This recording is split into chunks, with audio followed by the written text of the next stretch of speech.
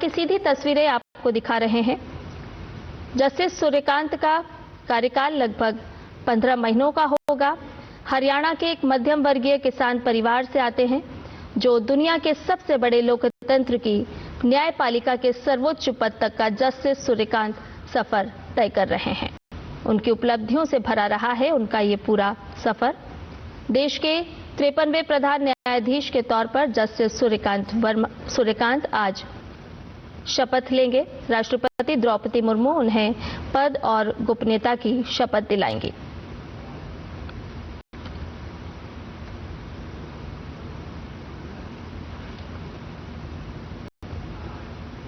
उच्च न्यायपालिका में जस्टिस सूर्यकांत का सफर साल 2004 में पंजाब और हरियाणा हाईकोर्ट से शुरू हुआ।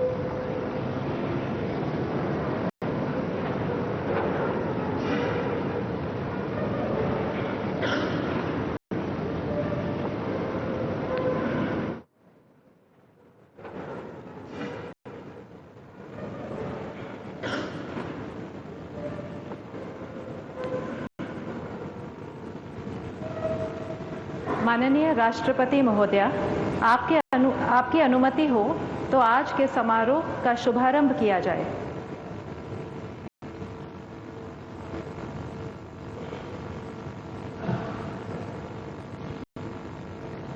भारत के मुख्य न्यायमूर्ति श्री सूर्यकांत,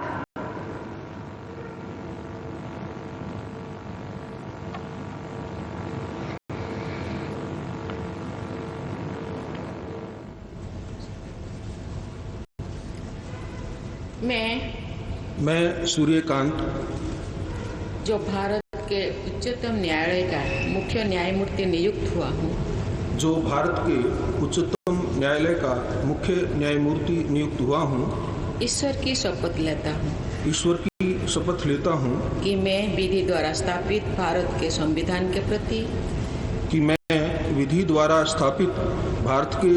के प्रति सच्ची श्रद्धा और निष्ठा रखूंगा। मैं भारत की प्रभुता और अखंडता अक्षुण्ण रखूंगा तथा मैं सम्यक प्रकार से और श्रद्धापूर्वक तथा अपनी पूरी योग्यता, ज्ञान और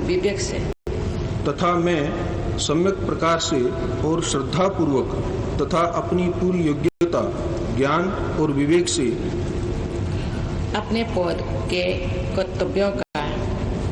पद के कर्तव्यों का भय या पक्षपात, अनुराग या द्वेष के बिना पालन करूंगा। तथा मैं संविधान और विधियों की मर्यादा बनाए रखूंगा।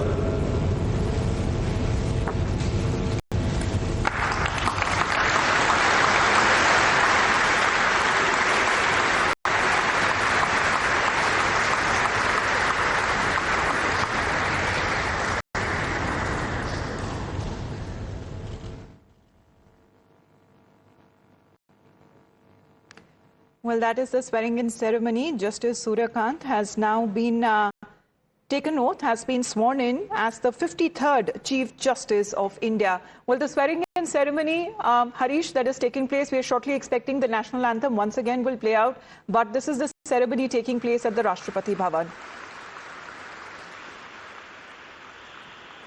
Yes, Amita, in fact, you're right. Can you hear me? Yes. Yes, 63-year-old Justice Surya Kant has been sworn in as India's 53rd Chief Justice of India by President Droupadi Murmu. And apart from the Prime Minister and the host of Union Ministers, among the august audience at the Rashtrapati Bhavan is Chief Justices and High Judiciary judges from 7 countries: Malaysia, Mauritius, Bhutan, Brazil, Kenya, and Sri Lanka, and Nepal.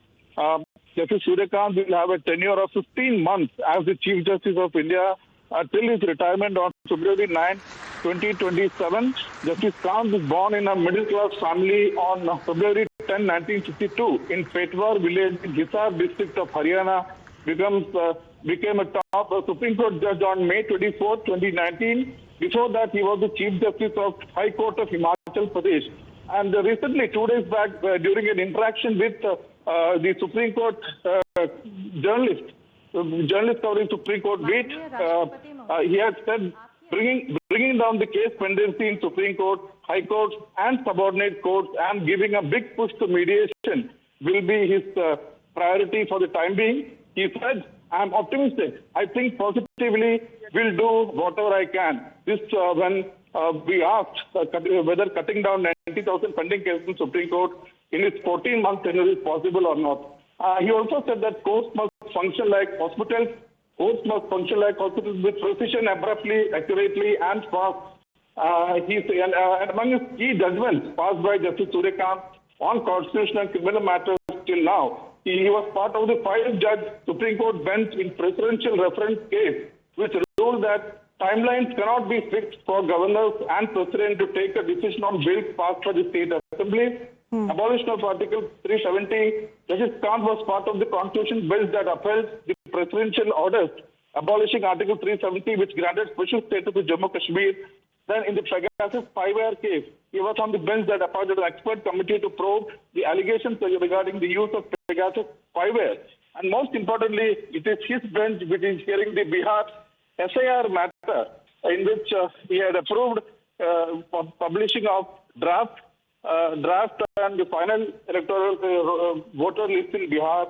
And in the India Scott Layton case, he pulled up Ranveer Allahabadiya and his team for vulgarity, very dirty, depraved mind, and speaking like a pervert, and asked Center to initiate regulatory measures for OTT platforms, YouTube, social media, and bring out vulgar content as draft guidelines. So, big development as far as the Supreme Court is concerned.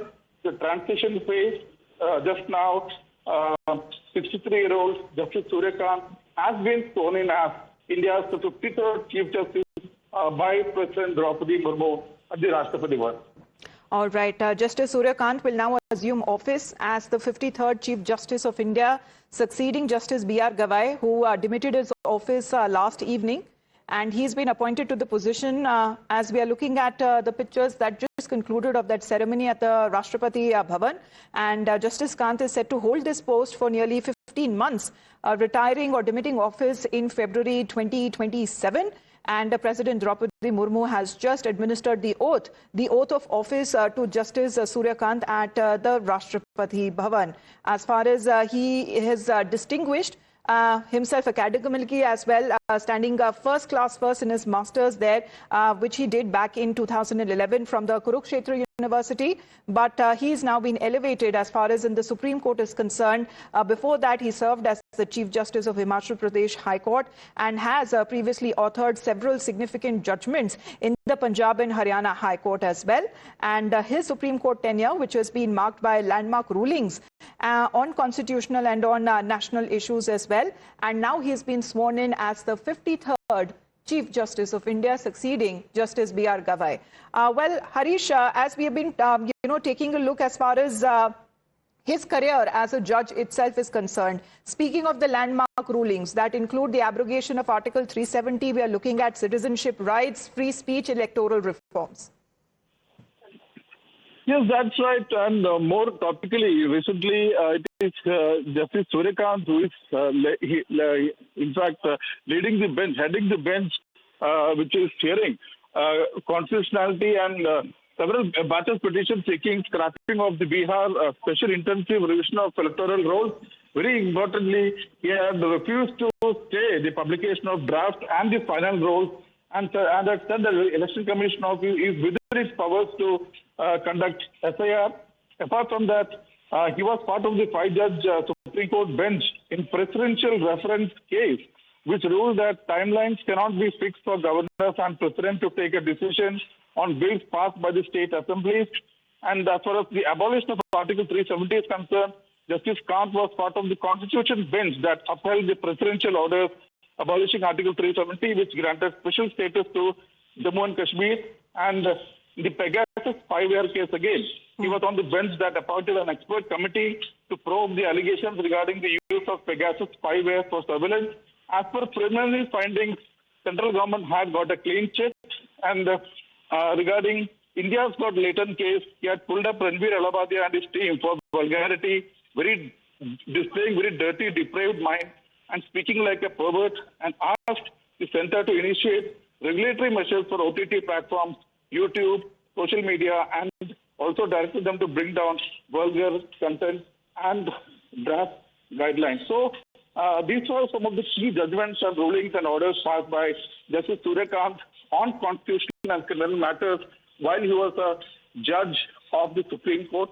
Now he has been elevated as the Chief Justice of India, and he will hold office for 15 months before he retires on February 9, 2027. And as you rightly said, Amita, in fact, he is succeeding Justice B.R. Gavai, who after a 6-month tenure retired yesterday. Right. And what are the immediate challenges or rather reforms that he will be now setting up as far as the Chief Justice of India is concerned? Anyone new to that position, Harish? Because Chief Justice of India is this very constitutional post that we are looking at, would actually lead to remarkable changes or reforms in the judiciary.